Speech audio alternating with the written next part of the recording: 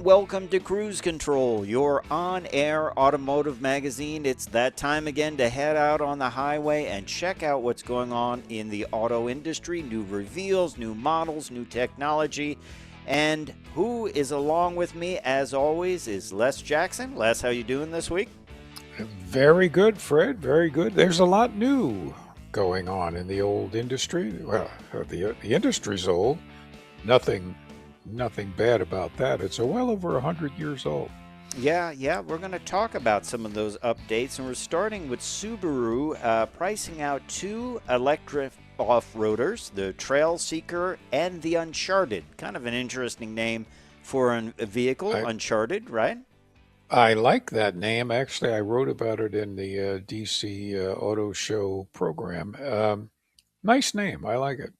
And GM has a way to celebrate 250 years of the USA with stars and steel. It sounds like a cage fighting event, stars and steel. It does. Yeah. Remember those celebrity shows where they had them do things? That would be Oh, it. yeah. Celebrity cage fighting, That would perhaps. Be it. And then, who makes the most reliable new vehicles? Well, we're going to take a look at the latest report from Consumer Reports. And, hey, it's great information if you're going out to buy a new vehicle. Absolutely. And we're going to talk about supercars. In the last week or so, Toyota revealed the GR-GT, and Lexus just showed its LFA concept. We haven't seen an LFA in what, 10, 15 years? I'm not sure about that, but this new one is all electric. And over at Gazoo Racing, the GR-GT, that has a twin turbocharged V8. So it's whatever way you want it, Les. If you're planning on buying that supercar from Toyota or Lexus, you got it. And then we're going over to Europe. They're lifting the 2035 internal combustion engine ban. There was a lot of talk they would do this, but there's some stipulations, pretty interesting stipulations, and it's going to require a lot of work to meet them. So we'll talk about that. Yeah, it will. And speaking of a lot of work, we're talking tech here. Rejected technology that is being phased out. You'll be interested in this. Yes, you will. And it's something we mentioned here on Cruise Control Motoring throughout the years, saying well, there's a problem that didn't need fixing because it's not a problem. Exactly. Well, Yep. We'll talk about that. Plus, we're going to take a look at Hagerty's Bull list. It's not bull like you think bull. It is bull for some insight into future collectible vehicles. That's always good to check out, always fun to check out. Maybe there's one in your garage. Who knows? All that and more is coming up on Cruise Control Motoring. Well, Fred, I think we should start with the Subaru Trail Seeker. The reason I'm saying that is because it has a lot of horsepower. Well, that's a good place to start. Well, it's a good reason to start. It's 375 horsepower. Of course, all-wheel drive. It's a Subaru. And it's got a pretty decent MSRP, too. We'll talk about that shortly. But this is all electric. Very fast, 0 to 60 in 4.4 seconds. You will feel that. And about a 280-mile range, which is pretty good considering it's all-wheel drive. And it's, of course, Subaru's famous all-wheel drive. It'll be here at the dealers in early 2026. They're not being more specific than that. But anyway, it's not expensive. It's $39,995, which, by the way, is $40,000. It seems like manufacturers have realized that might be the sweet spot for electric vehicles. And the premium comes. That's the one that comes for $39,995. And it comes well equipped too. It's got all of the safety features that you've come to know and love from a Subaru, including the EyeSight driver assistance technology, pre-collision, front cross traffic assist, active lane change, and more, adaptive cruise control. And then if you want a little bit more or less, you can go up to the Subaru Limited, Trail Seeker Limited, which adds a few more features for $43,995, including a Harman Kardon speaker system and a panoramic view, 20-inch aluminum alloy wheels, heated rear seats, heated leather-wrapped steering wheel, and black leather appointed upholstery, which is not bad at all. And then, you've pretty much got a fully loaded vehicle for well under, $50,000. Then you can step up once again, can't you, with the Touring Edition?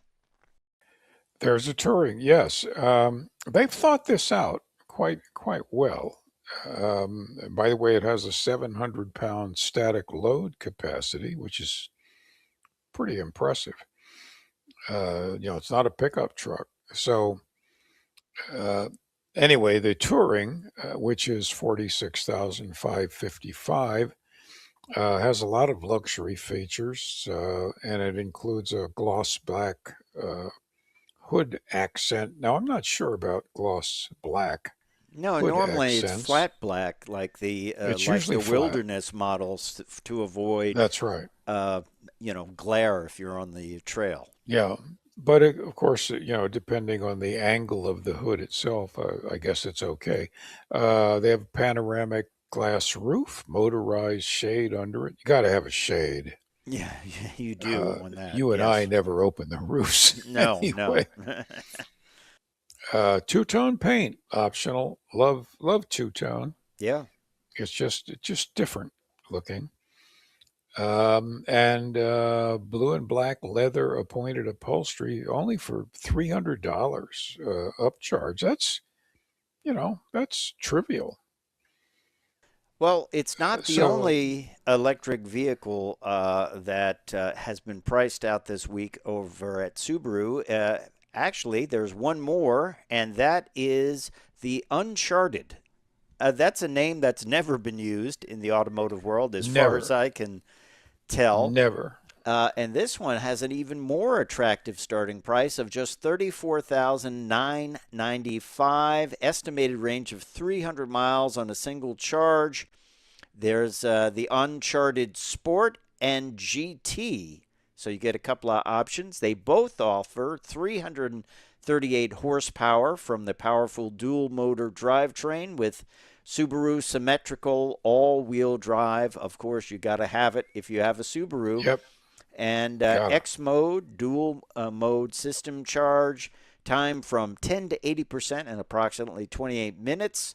And the MSRP here is a very attractive $34,995.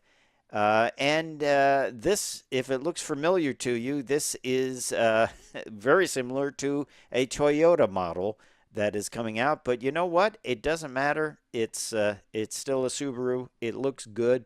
The price is right. And I think that is something we should talk about, though. It's a little bit different than some other Subarus. We should mention that it is available in front-wheel drive only. That is the Subaru Uncharted Premium, front-wheel drive only. That is the Yeah, that is interesting. $34,995 model. Yeah, and that's obviously the Toyota derivative or vice versa. Um, but the fact is, this is a lot of car for the money. It can do everything a Subaru is known to do. They're very, very well put together. It looks good, and anything you buy for 34,995 is a deal. Yeah, I would agree. Now, if you want the all-wheel drive, you have to go up to an Uncharted Sport. That's 39,795, or the Uncharted GT, which is $43,795. You've got a couple of paint options, including the $475 premium paint or the premium plus two-tone paint at $970. Pretty good looking vehicle, though. It's got that interiors that you're used to from Subaru, and kind of got a little Crosstrek in it. It's almost like the an electric Crosstrek, isn't it?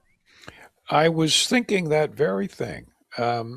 It reminds me very much of a Crosstrek. I haven't been in front of one, so I can't tell you whether it's larger. I suspect it's not much larger, if it is at all. It's a handsome looking. Well, it is a crossover. uh, but they've done. I mean, it's just unique looking and all the right ways. They don't have a whole bunch of crazy lines that don't match each other. It just all flows nice. The interior is smooth. Um, I'm anxious to look at it in person. Well, what do you think about them offering this in front-wheel drive only? They're trying to hit a number there. They're trying to hit the, the $34,000, $35,000 number so they can release that. But hey, Subaru was built on all-wheel drive, and there's only one model right now that is not all-wheel drive. That's the BRZ, which is not selling that well. What do you think? Is that a good just play? Will people be upset when they're like, yeah, but you don't get for the 34,995, you don't get the front wheel drive. You only get Well, front wheel drive. I mean, you don't get all wheel drive. that's right. I think the philosophy there is they sell an awful lot of Subarus in the South. I mean, I realize it's the law. You have to buy one in upstate New York In New and England Maine and too. Vermont. Anywhere in New Yeah. England, yes, you have to have a Subaru. Um, but down in Florida, South Carolina, Georgia, Alabama, you don't have to worry about snow except for next week. Uh, but so why not? Why not offer it with front wheel drive only? You'll get a little better gas mileage. Well, you won't get It better. You'll get better electric economy. Oh, sorry. Well, yes, fuel, energy mileage, and you won't take quite as long to charge because it wouldn't have as large a battery. And I think it has a real market. And then on the other side, for less than $5,000, it pays to step up to the Uncharted Sport and get the all-wheel drive, in my mind. Well, yes, if certainly if you live in the Mid-Atlantic and up, it's a smart move. Yeah, yeah, exactly. Okay, well, what do you think? Yeah. Two new electric models from Subaru. I mean, electric sales, let's face it, have really gone down, but hey, they're bringing these out. Of course, these were in production long before kind of the market changed. But hey, well, let's see how they do for sure. Hey, the U.S. has a big birthday coming up, Les Jackson.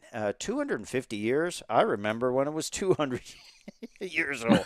I do too. I was like, wow, that went by pretty fast. But they're celebrating in a unique way, Chevy is, with the Stars and Steel collection. Some subtle graphics. Actually, they look pretty cool. And they're available on a number of different vehicles. The public debut of this is going to be at the 2025 Army-Navy game on December 13th, Saturday, December 13th. So that's pretty exciting. And they have a very exclusive collection of vehicles. The Corvette Stars and Steel limited edition, which steel may not be completely a good term to use for the Corvette, but that will have an exclusive 250 total units available on all models from Stingray to ZR1X, offered in a coupe or convertible styles on the 3LT, and 3LZ trims only.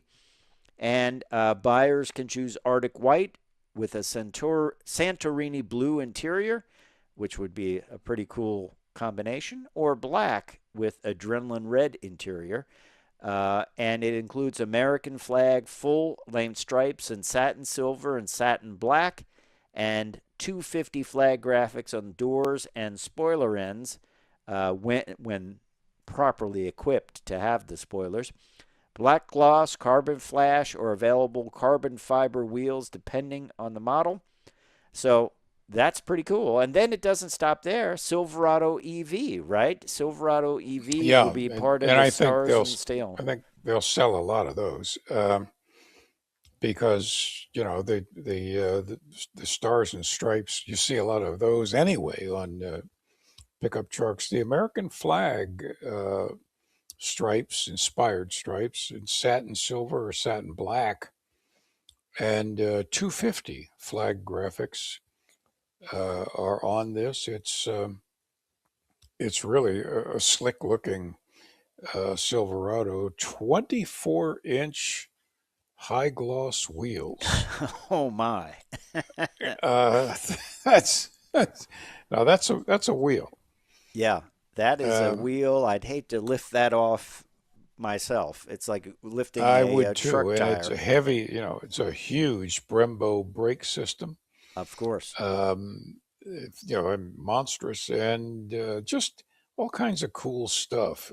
Even the Silverado light duty has the American flag stripes, satin silver, satin black. The 250, well, you'll see a lot of 250s on everything. Mm-hmm.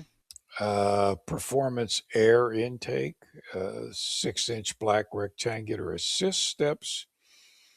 And I'll tell you, they've thought this out. In fact, these are appearing at, one of them's appearing at or all of them, at the Army Navy game. Right.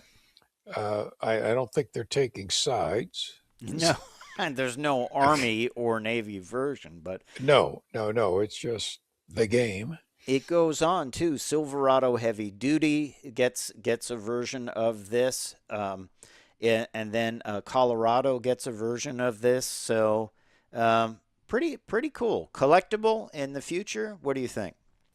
I think so. I think so. There are many people around who love to celebrate the flag and the country, and special times, and certainly the 250th anniversary is pretty a special time. Yeah. Later on in the show, we're going to talk about Hagerty and their bull list for future collectibles. I'm thinking about that ZR1X fully loaded with this package. That's got to be one of them. I would say that would probably be a collectible. Now, this might be a collectible. It was funny that this week they talked about could the station wagon come back? And Genesis might be ahead of the curve of this. This is called the Genesis G90 Wingback Concept. This is the 10th anniversary, believe it or not, of the Genesis brand. And this is the first world premiere of its Magma production model. I guess Magma would be kind of like their M vehicles or AMG I think vehicles. So. Yes. And I got to tell you, this wingback concept is really slick. It looks like either a shooting brake or a station wagon version of a shooting brake. It's slammed. It's low, about low, long, and very stylish. Obviously fast, and it's just slick. I just love these low wagon type vehicles. Yes, the roof line looks so long, and I think this might be coming to the US and I think it might sell well. It is very cool looking. Looks like a hot rod. It is a hot rod. And, it's different. It is different than what you see out there. So if you want something that's different and also it is, got space in it, uh, this could be it. It looks even different than some of the exotic things from, let's say, the UK or elsewhere. I really like it. I really like it. I know you and I are partial to wagons, but I think Genesis might have a hit here. Um, I think, yeah, I think we're going to see a lot of these on the road because uh, the wagon-ish design is coming back really strong. it passes the Fred Staab "Can we build it?" test because it's got the side view mirrors already and the door handles.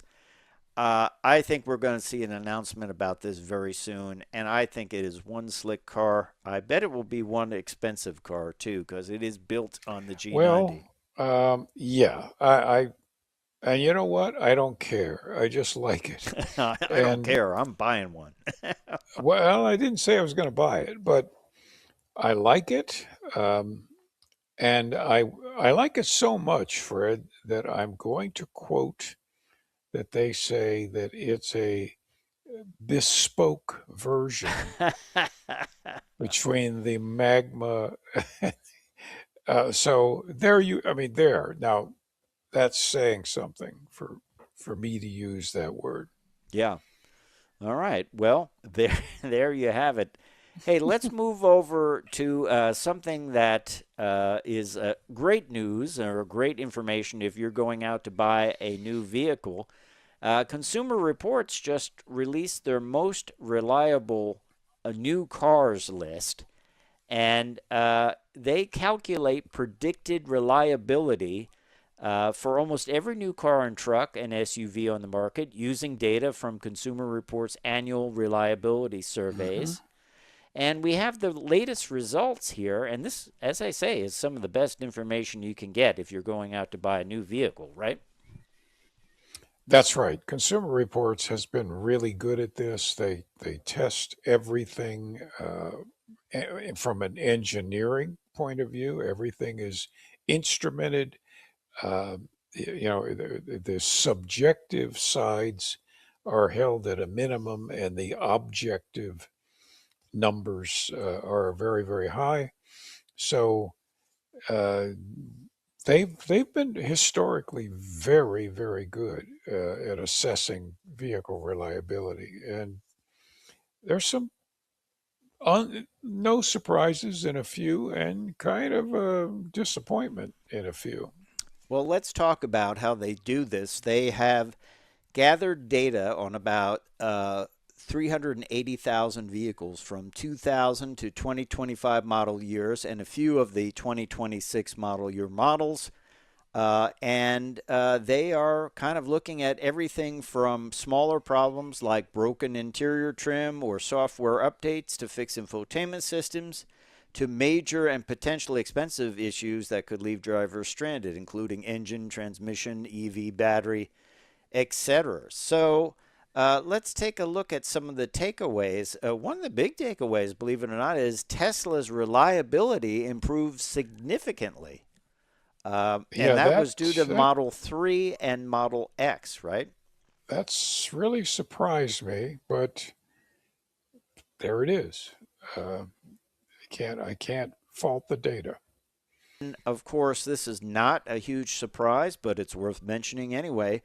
Lexus, Subaru, and Toyota make the most reliable vehicles. And Yep, that that to me is comforting if you're going out to spend $40,000 and you don't have a lot of spare time to sit around at the dealer and drink the free watered down coffee while you wait for your vehicle to be fixed, right? This that's is right. good And of info. course, Honda is right under that, as we expect. Then BMW, which I'm a little bit surprised because they're certainly maintenance intensive, when they get some miles on them, but they are very well built. Yeah. And then good news for Nissan, number 6 most reliable. They'll take any good news Yep. they can get at this point, right? Yeah. And then Acura, Buick, Tesla, Kia, Ford, they're all kind of in the 50, 49, 48. Hyundai, again, same. Kia and Hyundai are sister companies. Mazda have kind of Um, fell back on their it ratings. did. It did. 43, that's not real impressive. Volvo, certainly well known for safety, but in the reliability side, it's 42. Right with Volkswagen and Chevrolet. Chevrolet, I'm surprised. I thought the Malibu was extremely reliable. Yeah, I don't know. I don't know. They're down there. A Cadillac, the Lyric is one of the models that caused problems for them to kind of move to the lower portion of the list. But some of the major takeaways: hybrids are very reliable. Yep, EVs and plug-in EVs not so reliable, less so. I guess due to complexity when it comes to plug-in hybrids, but you wonder about that. They're virtually the same. They have, yes, they have the charging capability to charge the battery. They have a larger battery, but in a sense, they are still a hybrid. So that's that's always right. interesting to me. It's also here's tried and true. Even today, with all the computer modeling and testing and everything else, Consumer Reports still says don't be the first on the block to buy a brand new model. I mean, I did Yep. that actually a long time ago, and it worked out fine. But they say it's Yeah, better off not to do that. Even the second year, give it a 2 year, because as you know, they fix a yeah. lot of things in the first and second A years. lot of bugs, a lot of parts, thousands of parts in these things, and there are bugs or misplaced items, put in the wrong spot where it Build suffers quality. heat or whatever. Yeah, yeah, So yeah, I've always believed in not buying the first year of anything, uh, but that's just us. Also, Consumer Reports, they don't say it here, but they always advise against buying extended warranties. yes. And Uh, and the pressure. A lot of people ask me about that when buying a new car. They're like, "You've got to buy this." And typically, I was reading one thing where uh, I forget the manufacturer, but this person knew that the extended warranty was from the dealer. She was being asked to pay $3,000, but she knew it only cost them 1,500. So she said, "I'll buy it for 1,500. I'm not buying it for 3,000, or I'm not buying it." They gave it to her for hmm. 1,500, which is quite good, right? Yeah, that's yeah. Just really really pay attention to what you're being offered and what these things all cost because you're the one that has to pay for it. Yeah, and try not to buy anything installed at the dealer. You can usually, if you really want it, you can get it somewhere Yeah, you else. can get it aftermarket. Do not buy paint protection and fabric protection and undercoating. These are just fabric protection is Scotch Brite. That's that's The all it paint is. protection film, I would say probably don't go to the dealer either. I want to ask you, if you put that on a car, that doesn't violate a warranty, does it? If you get like Uh, Expel or no, one of it the other ones? it doesn't as long as the car has been meticulously cleaned. And then you have a company, put on the ceramic coatings. By the way, this is expensive. I'm talking about the actual Uh, films that they put oh, on, the actual film. like Expel I, and you know what? I think we're going to have to research that brand by brand. I think some brands don't uphold their warranty, and others do. So, like, I doubt very much that BMW and Audi would uh, would honor their warranty if you did that. Well, I'm just guessing, related to but the I'll paint, check. obviously. It's not. But a lot of Yeah. people that have Audis and BMWs, that's the first thing they do, especially if they're Oh leasing yeah, it, they do. because that is going to make the vehicle stay nicer. Because as you know, when you turn in a leased vehicle, a small road chip, they make it into the And car's going to fall apart and will have to be scrapped, right? for years, people used to buy the bra, the vinyl bra that went over the front end of the car, and all that did was trap dirt and grit, It's like and a piece heat. of sandpaper for the front Yeah, of your. and it just ruined the paint on the. Anyway, Anyway, so there you are. there you are. Hey, let's go over and talk about some supercar concepts and, well, vehicles that will be built by Toyota and Lexus. And cool stuff. Let's start with the Toyota GR-GT from Gazoo Racing. They're going to have a GR-GT and a GR-GT3. Hmm. Beautiful machines. These are street legal race cars, basically. Barely. They do Just have air conditioning event. Looks that's like right. they use a game controller to You steer know, it. it does. It really does look like a really sophisticated game controller inside there. Yeah. What Now does this button do? this interior on the GT has a little bit more of a Toyota look, a high-end Toyota look. The GT3 spec race car is basically a very high rigidity, low weight vehicle. They say it is chosen by people who want to win. A lot of new technology here for these vehicles. As you can see, the torque tube there, aluminum body. Technology reigns supreme here. It is a 4-liter V8 twin turbocharged engine with a rear transaxle. So very much like a Corvette with the transmission in the rear, and aerodynamic, air control all over this vehicle. I love how it says this enjoyable sound at all times from the engine start to acceleration and deceleration. All aluminum frame that prioritizes ease of at the limit handling. Um, you know, amazing machines.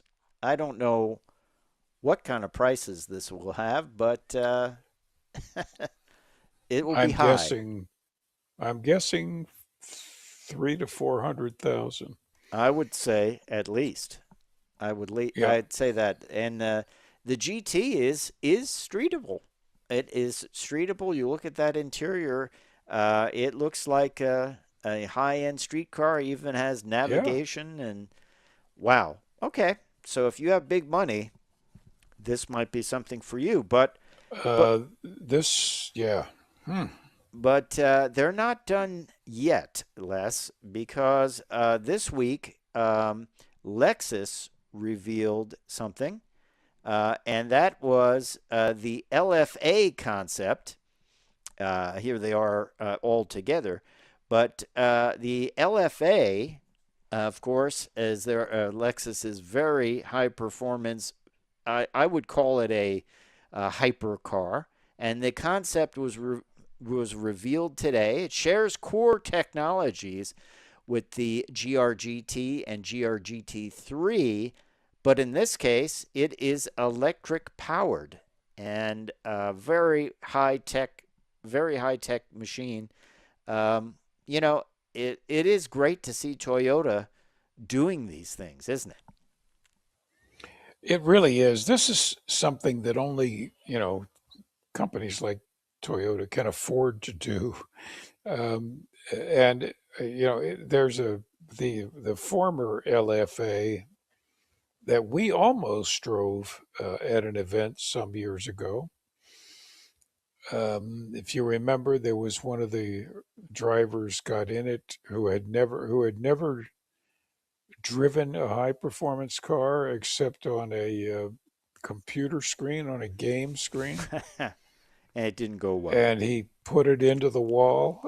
All Yes. this, uh, anyway, this is first of all, it's handsome looking. I think it's not overdone. It's super high performance, and again, going to be real expensive. But this is you have to see one. You have to see one doing what it does on a racetrack because they're incredibly impressive. And hats off to Toyota and Lexus for Yep, completely different versions of the same car. It that's right. leverages the same, space frame. It leverages a lot of the same body techniques, but completely different powertrains. So exciting stuff. Interesting news from Infinity. There's a brand we don't talk about much, is there? Very little, but Uh, nice car. yeah. Well, they're coming up on a big number for their company, and is their 40th birthday. Can you believe Infinity is 40 years old? That Boy, brand? wow, I wow. can't. Yeah, I can. But I they have set a goal to double their sales by 2029, and I'm sure their parent Nissan would be very happy about that, wouldn't they? They'd be very happy, and we'd love to see it. It's a good brand. We just seen that it's one of the most reliable. Now, their chairman Uh, spoke to Motor Trend, and he confirmed that there is a brand new sedan, Les Jackson, uh, hey, provided some details for this. It would be the new Q50 sports sedan. It would have the engine of the Z, Nissan Z, and get this, it might offer a manual transmission, which they already know the take rate will be 10%, but they don't really care. ac- They said they're going to build it even if no one buys it, which is a weird way actually, to that's raise a your high. Well, your you're right, sales but that is a high take rate. for a A lot of manual. Yeah, models, yeah, and I think they'll sell every one of them, and you can leave them unlocked because nobody will steal it. it's got that It's special anti-theft a device in special there. anti-theft device called a clutch. Uh, but and they're also going to launch a version of the Rogue That's with interesting. Infinity, That's which smart. is brilliant because Yeah, it's that's very smart. popular. Yeah. I, Uh, I think I think the plans are great. yeah. Sports sedan. What do you think? I mean, uh, back in the day, everyone wanted their Model 3 competitor. Yeah, I don't know if it's that important anymore, but hey, I'm glad they're doing it. How about you? I I just think more and more people are kind of going away from crossovers and going back to sedans. Maybe I'm just imagining that, I think but you're just being hopeful. I think that's what it okay. is. Yeah, I Well, mean, I know you're listen, a sedan fan. Hey, I like them yeah, too. I like them too. As we yeah, always say, the problem is though now you're down in a pit when you're in a parking lot and everyone's like 10 feet above you, right? that's why I bought a, surplus periscope from the Navy and cut a hole in the top of my car, and it goes up about 12 feet. It's a submarine. Yeah, you have a conning tower on the top of your That's it. vehicle. Yeah. Yeah. Um, let's talk about Europe and the internal combustion ban. Very unpopular with manufacturers, it was to be that all internal combustion vehicles would no longer be able to be sold, new ones, in 2035. But that has changed, and it has changed, but there's some stipulations. So let's talk about this. Hmm. The ban was lifted, right? But it's not like go back to the old days, I guess. No. It is what would happen is they'll still be able to be made after 2035 and sold, but they will have to use sustainable fuels, so synthetic fuels. Now, some manufacturers are Yeah. working on this, but the question is, Porsche being one of them, but the question is, will they be able to build an infrastructure and a scale up for production of these things by that time?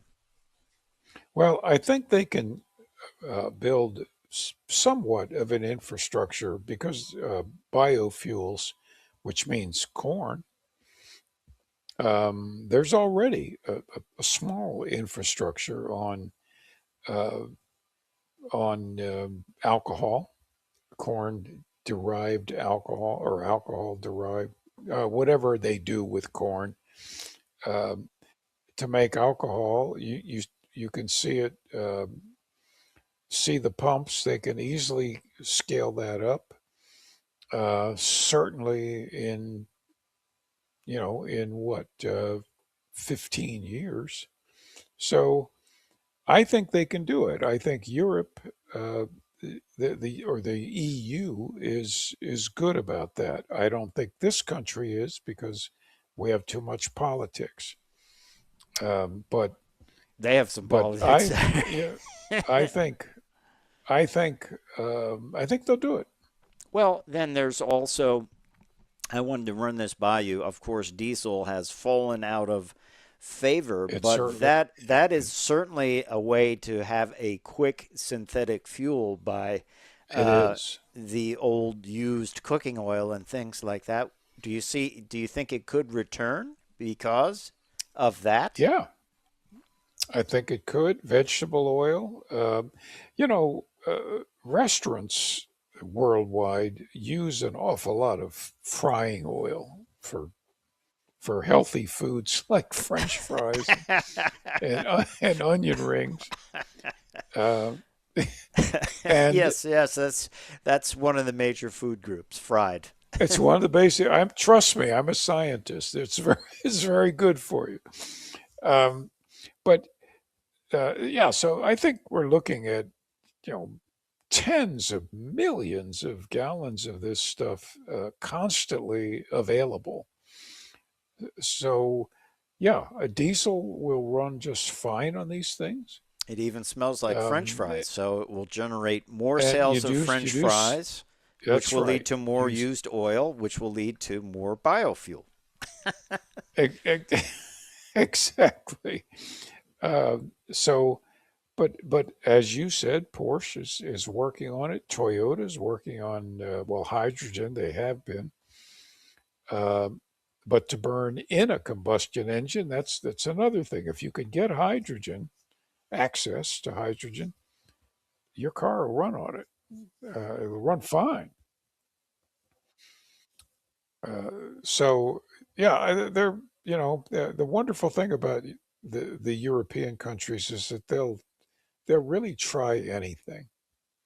Yeah, and one manufacturer, it might be Porsche, has the synthetic fuel. I don't know what they're making it from. I forget. We did talk about this in the past, but they have a plant down in Chile that is creating this.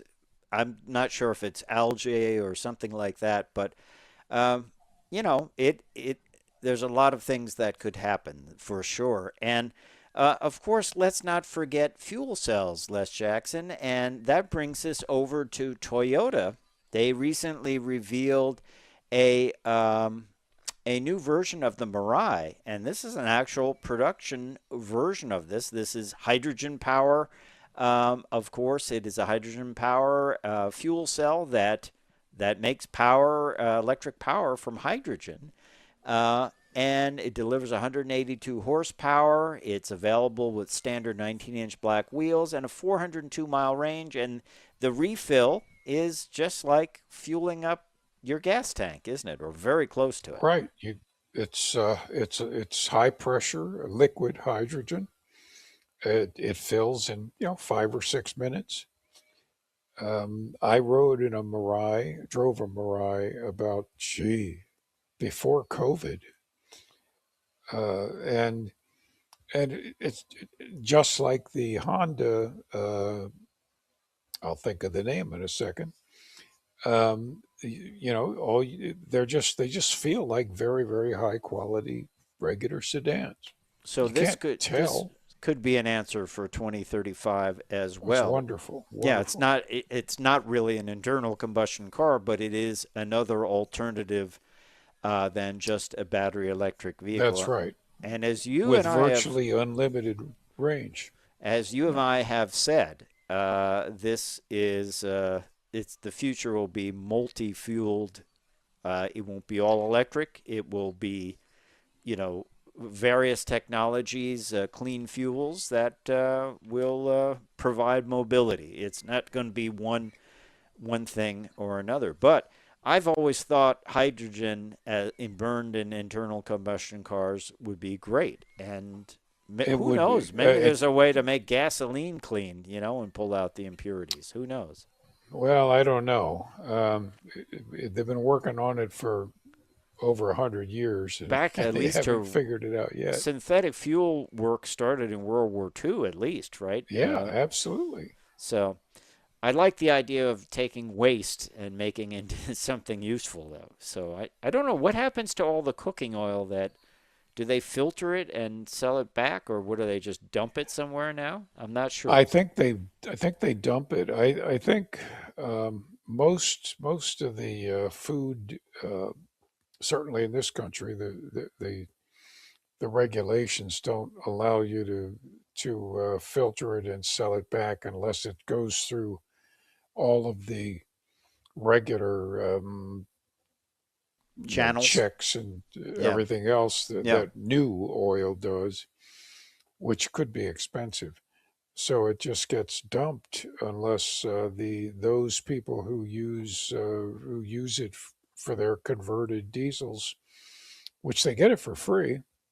That's free is good. Unless they come and pick it up. And there was a pretty big underground movement of that about 15 years ago. But I have not seen, typically you had a little sign on a Mercedes that said biofuels. I haven't seen any. Here, I do see it. Con Ed, which is the electric supplier, has all their trucks running on biofuel for a long time. They do have those signs on there. So, this is just another possibility for internal combustion engines to stay around past 2035 in Europe. One thing that won't be staying around, Les, is the topic of our Talking Tech segment. Typically, we talk about new tech that's emerging in the automotive world and new things in development. We're going to do it a little different this time. We're going to talk about technology that is going away because basically no one used it and it was replaced by voice control. And if you recall, now I look like I'm on an aircraft carrier. That's right. Telling them, spool it up. It's all hand signals on an aircraft carrier.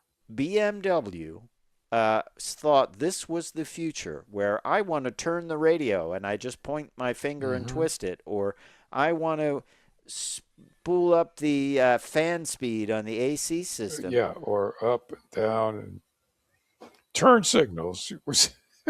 No one used it. I remember talking about this on cruise control motoring and saying, this is going to look like it's going to create fights on the road because a guy will think you're giving him another kind of hand signal when you're really just increasing the speed on your on your AC fan. But this came about. Gesture control started in 2016 with the BMW 7 Series. And it came out of, believe it or not, the bumper factory BMW bumper factory where they wanted something to. They're inspecting bumpers and they would make a hand signal and that would say, oh, it's okay, instead of going to a computer and say, yeah, I looked at the left side, it's good. And I looked at the back and it's good. And I looked at the mounting points and it's good. You know, typing that all in or checking something off. They were using gesture controls to do this. And someone said, hey, this would be great to tune your radio. Or, hey, it probably No, it's not.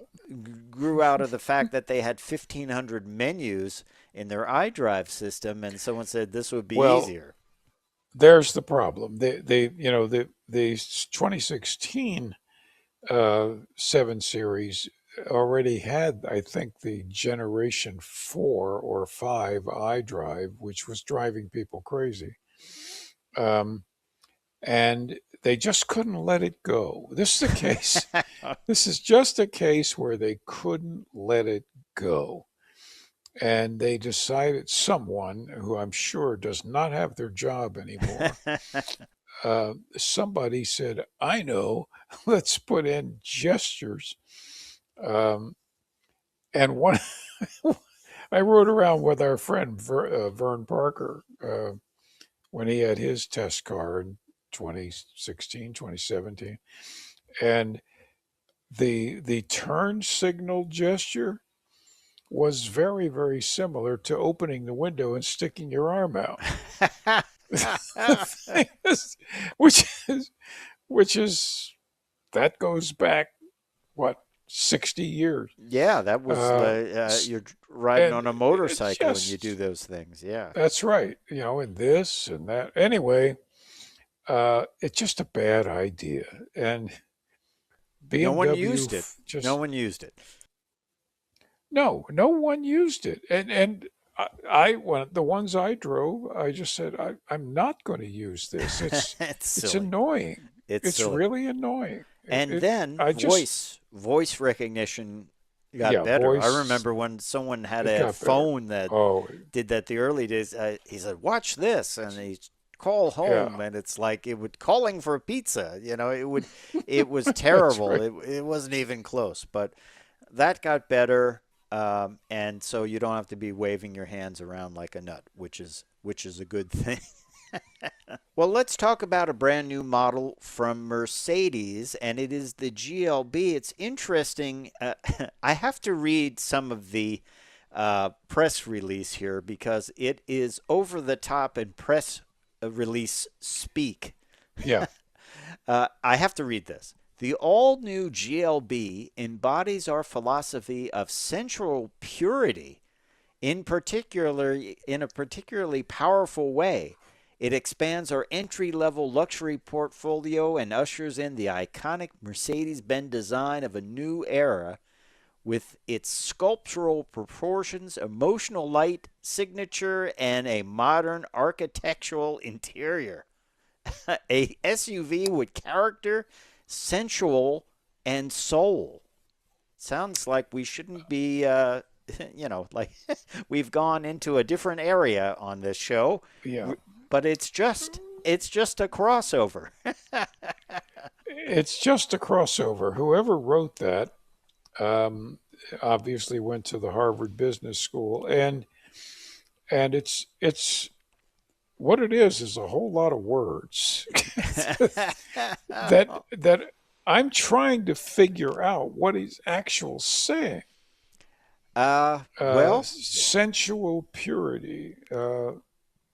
But anyway, it's kind of square and upright and has the front end of a Mercedes. It looks like a Mercedes.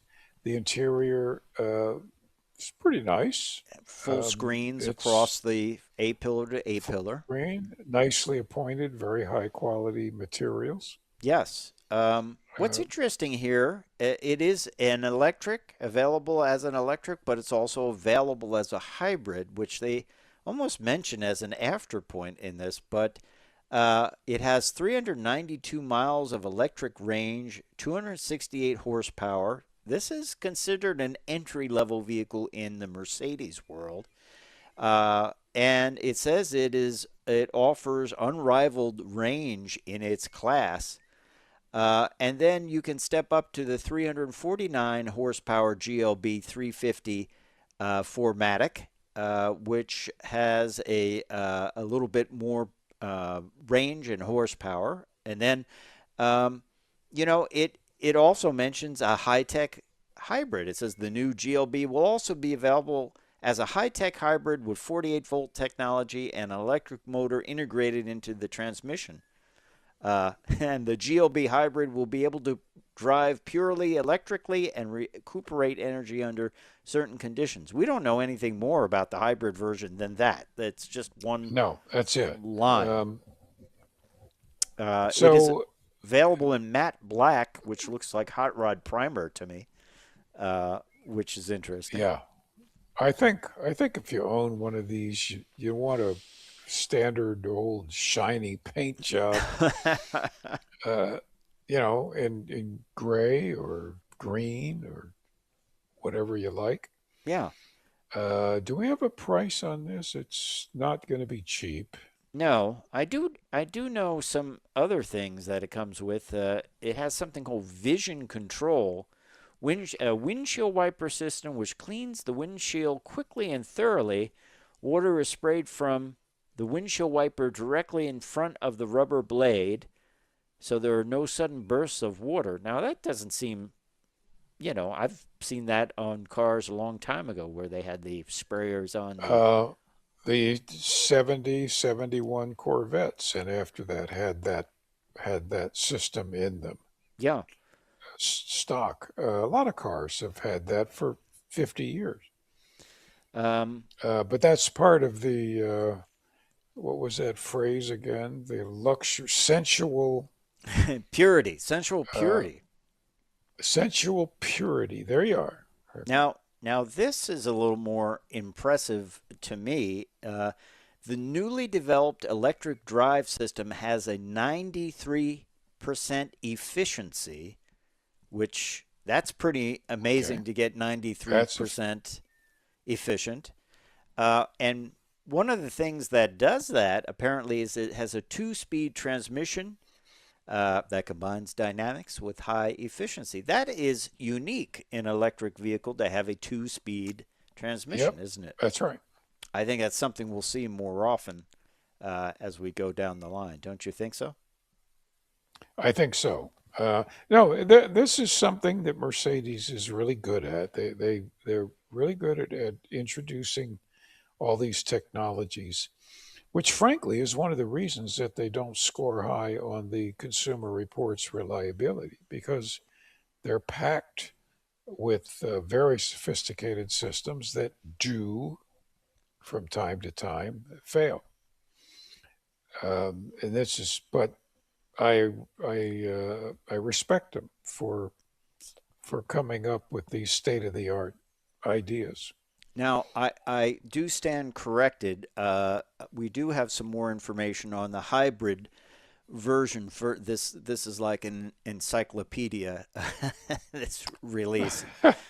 Yes. But the engine is a 1.5-liter 4-cylinder running on the Miller cycle. And it belongs to the family of modular engines, or FAME. And it has low NVH, and that's kind of all we know about that. But it is available in a hybrid. I'm wondering if hybrid was put into the mix recently for this vehicle, or if the GLB intended to have a gas electric hybrid in there, or just the change of the industry causes. What do you think? Well, I think so. I think putting a hybrid in allows people to get their feet wet with electrification without going all the way and buying a battery. Yeah. It's probably a good marketing. And then how about this for marketing? You get a holistic sound experience with various soundscapes that allow for individual acoustic setups, including silver waves, vivid flux, serene breeze, and roaring pulse. That's only available with the AMG line, by the way. Well, yes. Well, Well, now I have to uh, continue, Les, because it says one of the other holistic sound experiences, Fractal Fusion, which I like, is be a great band name, uh, okay. embodies a hedonistic, futuristic lifestyle combining nostalgic sounds from the 80s arcade games and synthwave music with modern, vibrant synthesizer textures. They also Wow. they also offer Granular Fuzz, also a great name for a band, which That offers is a great name. yeah, offers an expressive organic style that emphasizes simplicity and straightforwardness. And this sound combines fat guitar tones, epic orchestral soundtrack elements, and post-apocalyptic electronic Wow. effects. I don't know what to say. I don't know if I It's, want that or not. so you're going down the highway in tufted naugahyde splendor mm-hmm. while listening to Kiss? Post-apocalyptic electronic effects. Post-apocalyptic. I don't want post-apocalyptic. Um, Um, uh, that's it's got me scratching my head, but yeah. hey, it's the Well, new Mercedes GLB. there's sky control with a panoramic roof. I don't know. Hey, somebody really went There's over the top with this, some of they the writing. really, boy, they paid that agency a lot of money. They sure did. They sure did. But it's Well, fascinating. it is memorable, and it's great to talk about it on Cruise Control Motoring. So let's go over to something completely different now. And we do this often on the show. Hagerty, the insurance folks, always put out around this time a list. They call it the bull list, the bull market list of 11 appreciation ready enthusiast cars. So these are cars that could be ready to kind of increase in value, right? So Right. They're poised to become hot collectibles. we'll start at the bottom. 56 to 57 Continental Mark II. Uh, and they're saying $82,700. I'm not sure if that's the current level. I guess that is the current price to buy it. I actually worked with a guy that was restoring one of these, I remember. Um, They were just absolutely beautiful cars. Still are. Impossible to get parts, but might what the heck? No, I might agree. I might think might have helped. Now you can 3D print them even, if you have to. it might. Oh yes, yes, yes. Uh, Now here's one 68 to 70 Dodge Charger, average trading 91,450. Mm. That's I thought they already were big collectibles. yeah. What's the next one on the list? That's the 69 to 72 Alfa Romeo GTV.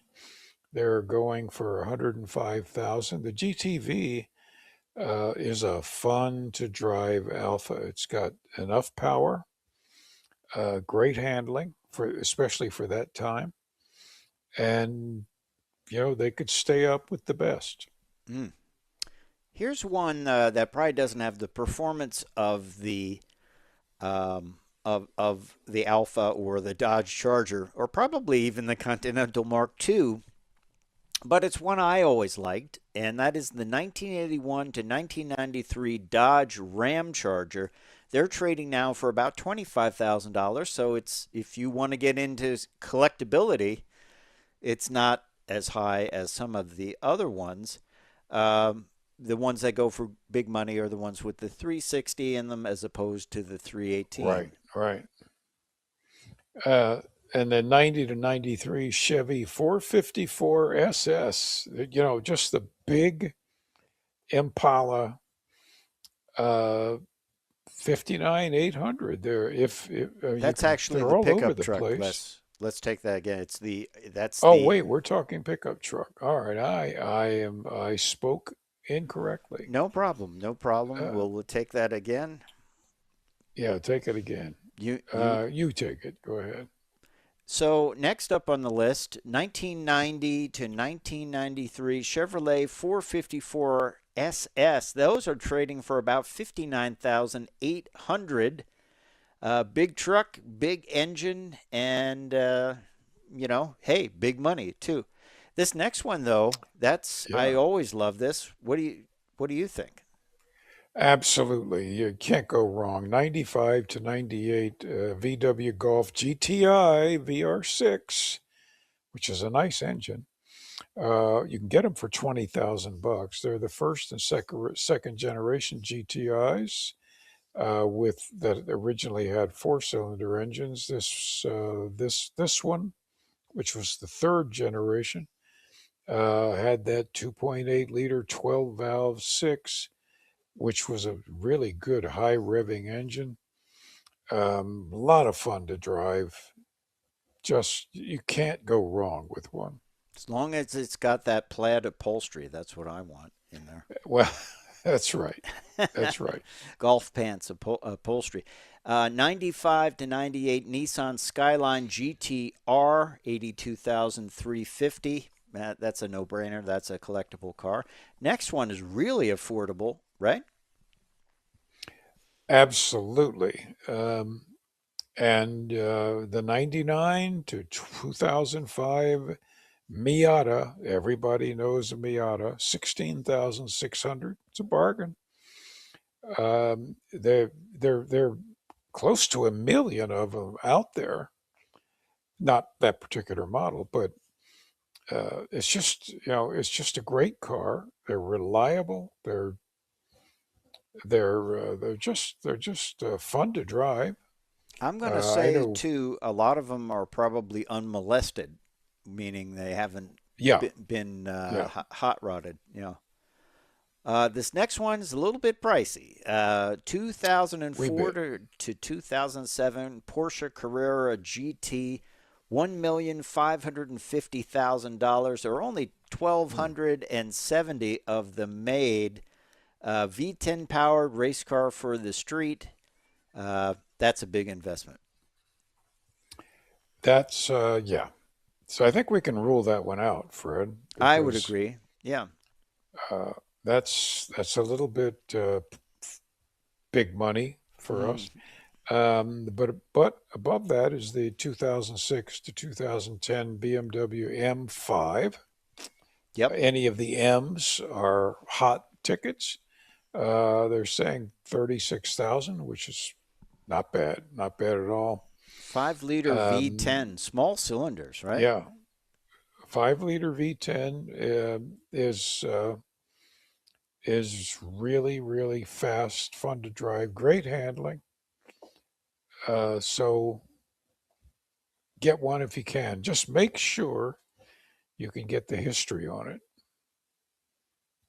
Great value. Chevrolet Corvette Z06 from 2006 to 2013. These are still charging you 55,900, 505 horsepower. Fun car to drive. Lot of fun there, and Yeah. you can easily get parts. And if you want to go even faster, you Oh can yeah. get more parts to go even faster. So that is from Hagerty. That is their 2026 bull market list. These are appreciation ready enthusiast cars. So we hope you Yeah. enjoyed that.